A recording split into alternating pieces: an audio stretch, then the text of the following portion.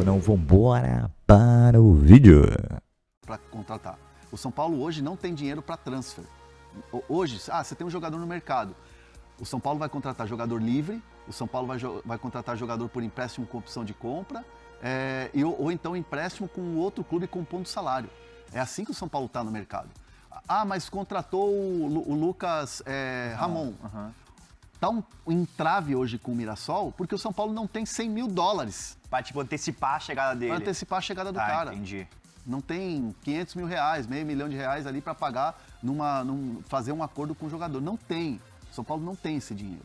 O São Paulo vive uma crise financeira brabíssima. Não tem dinheiro para absolutamente nada. Tanto que essa troca que o São Paulo fez com o River Plate, pela permanência do Galopo no River... Foi o Galopo, pelo Enzo Dias, mais o Tapia, e aí você vai pagando a perder de vista aí, né? Aí que complica, né? São Paulo não tem dinheiro para contratar, vai ter... O Danielzinho foi outro caso que contratou junto ao Mirassol de graça. De graça, veio de graça. Assim, nunca é de graça. Sim, né? é patrão. Você paga luvas e combina salário, num tempo de contrato. O Marcos Antônio mesmo, ele tinha que ter sido pago agora. Agora em janeiro. Agora, no fim do empréstimo. Só que assim, o São Paulo conseguiu um reempréstimo junto à Lazio para poder pagar depois de 2026. Nossa. Então assim, o São Paulo está numa grave crise financeira, essas denúncias são graves e a gente precisa estar acompanhando de perto. E o torcedor do São Paulo está com razão. Tá acontecendo mesmo, né?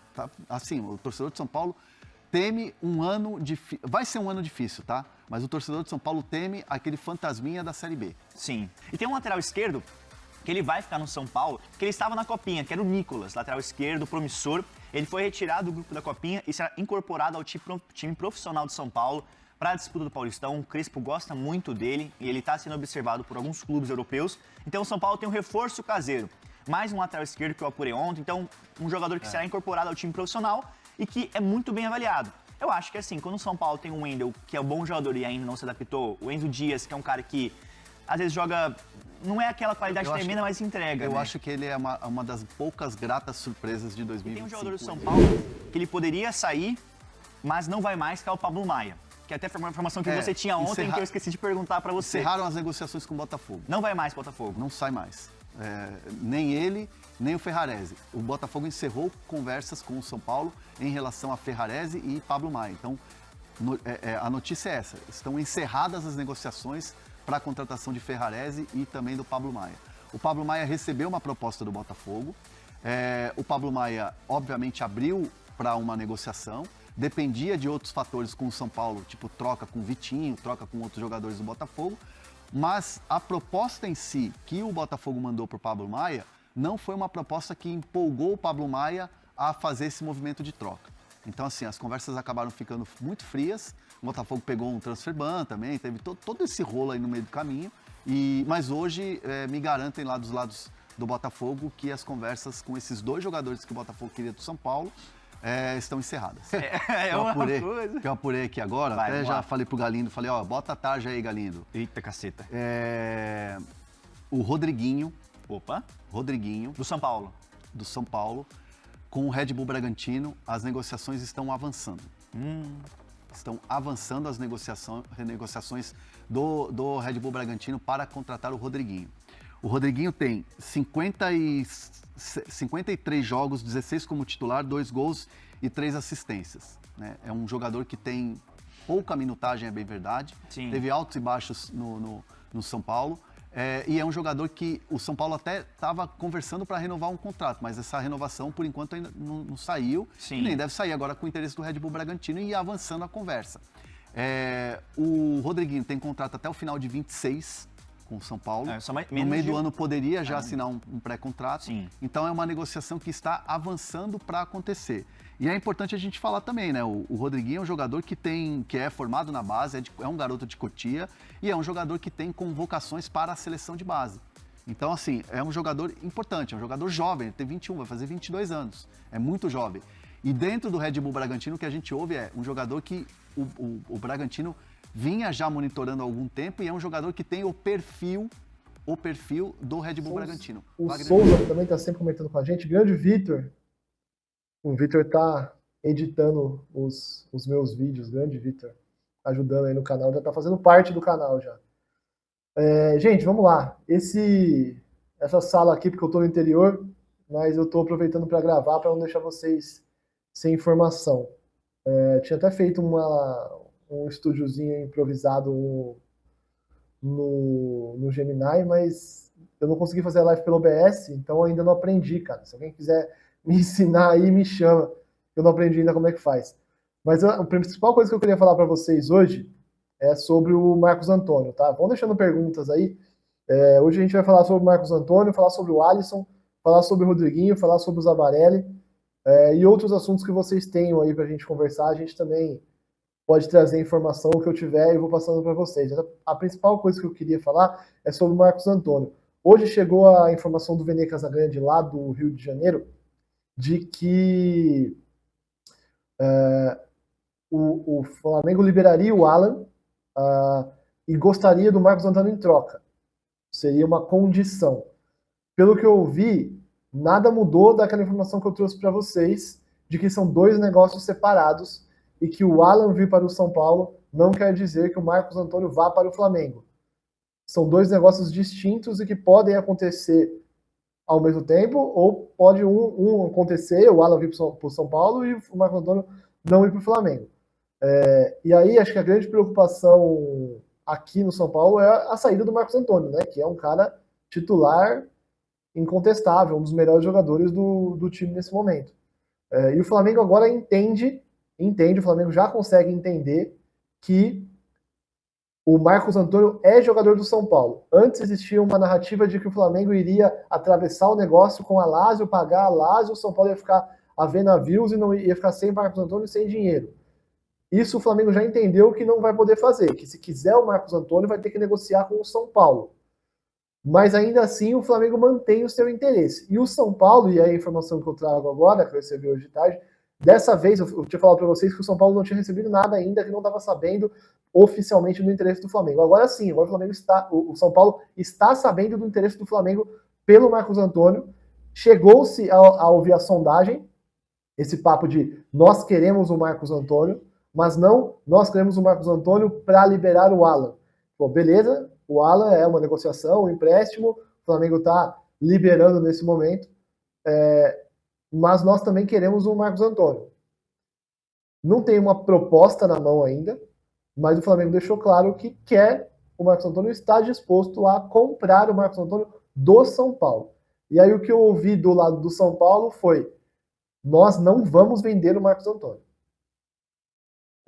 E até me falaram, o presidente já avisou lá que não vai vender o Marcos Antônio. E aí a gente cai naquela história que eu já falei para vocês, que eu não sou ingênuo e vocês não são ingênuos. Se o Flamengo chegar com uma proposta muito alta pelo Marcos Antônio ou por qualquer outro jogador do São Paulo, o São Paulo vai vender porque o São Paulo precisa de dinheiro. Mas tem um porém nisso. Porque com tudo que está acontecendo no São Paulo agora, com todo o apoio que o Casares tinha e está perdendo aos poucos, ainda que menos do que a gente imaginou que perderia, mas sim está perdendo o apoio nos bastidores. Se ele vender para o Flamengo um dos melhores jogadores do time, às vésperas de começar o campeonato, ele perde ainda mais apoio. O apoio que talvez existisse ainda no futebol, por não estar, sei lá, vendendo jogadores nesse momento, vai todo por água abaixo, né? Porque o planejamento do São Paulo já é ruim, já faltam reforços, o elenco já é curto, e se ele vende um Marcos Antônio para o Flamengo há 3 dias da estreia, a coisa complica mais ainda. Então eu acho que esse momento político conturbado do São Paulo, que a gente já falou tanto que atrapalha na chegada de jogadores, nesse momento vai ajudar a não vender um pilar do time, porque isso causaria um estrondo também no campo e bola. Se o campo e bola está nesse momento tentando se blindar, uma venda do Marcos Antônio faria com que o campo e bola entrasse no meio desse furacão chamado processo de impeachment do Júlio Casares. Então, esse é o cenário, tá? Esse é o cenário. Se o Alan vier para o São Paulo, não quer dizer que o São Paulo vai vender o Marcos Antônio para o Flamengo. Além disso, meu mouse parou. Queria falar para vocês sobre o Alisson, que foi uma informação que surgiu hoje. De fato, o Dorival pediu o Alisson. Tá? O Dorival gostaria de contar com o Alisson no Corinthians. Mas a proposta não chegou para o São Paulo. Quando o Dorival pede o Alisson para o Corinthians com o Marcelo Paz, falam com o staff do jogador para entender qual a situação dele no São Paulo hoje. A gente sabe que o Alisson era um cara muito importante, mas nos últimos meses aí, quase a temporada da passada inteira, perdeu muito espaço, né? Principalmente com o Crespo. Então o Dorival, vendo isso e gostando do futebol do Alisson como gosta, pediu para o Corinthians para ir atrás do Alisson e para ver qual que é a situação dele. Se ele quer continuar no São Paulo, se ele sairia do São Paulo, se está disponível no mercado. E nesse momento a conversa não avançou. Tá? Então o Alisson continua como jogador do São Paulo. O São Paulo não tem interesse em negociar o Alisson, porque também o Corinthians não tem dinheiro para pagar pelo Alisson. O que seria feito seria uma troca, daquele jeito que o São Paulo está acostumado, né? Vai um jogador, vem outro, vai um jogador, vem dois, ou vai dois, enfim. O que não deu certo com o Botafogo, né? Que a gente já está careca de saber, de falar sobre isso. Seria mais uma negociação desse modelo, que seria muito difícil de dar certo, pelos mesmos motivos que foi difícil de dar certo e agora está praticamente descartada a negociação com o Botafogo. Então, dificilmente o Alisson vai para o Corinthians nesse modelo.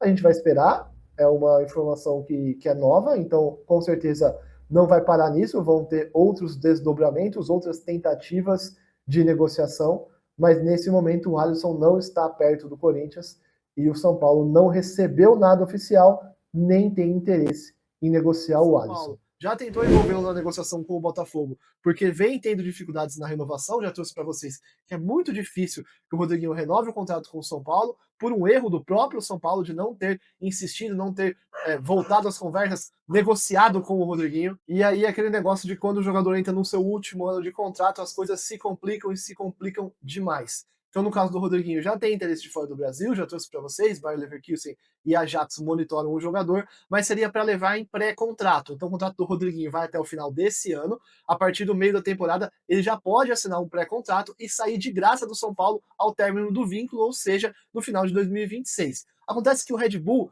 topa pagar para tirar o Rodriguinho do São Paulo já, e não esperar para assinar esse pré-contrato. O São Paulo, que precisa de dinheiro e sabe que está perto de perder o Rodriguinho de graça, pode ver com bons olhos essa negociação e então negociar o Rodriguinho com o Red Bull. Ele já iria agora, o São Paulo pega um dinheiro, deve pegar uma porcentagem ainda numa venda futura e essa negociação pode sim acontecer. A proposta ainda não foi enviada para o São Paulo, mas as duas partes entendem que assim que ela foi enviada, a chance disso avançar rapidamente é bem grande. Então, a tendência hoje é que o Rodriguinho deixe o São Paulo. Tem muita coisa para acontecer, tem muita negociação para rolar, mas hoje, se eu fosse falar para vocês, eu acho que é mais fácil do Rodriguinho ir para o Red Bull Bragantino do que renovar com o São Paulo. A gente também vai monitorar e assim que a gente tiver qualquer atualização, a gente traz aqui para vocês. A gente começou o programa falando de paçoca.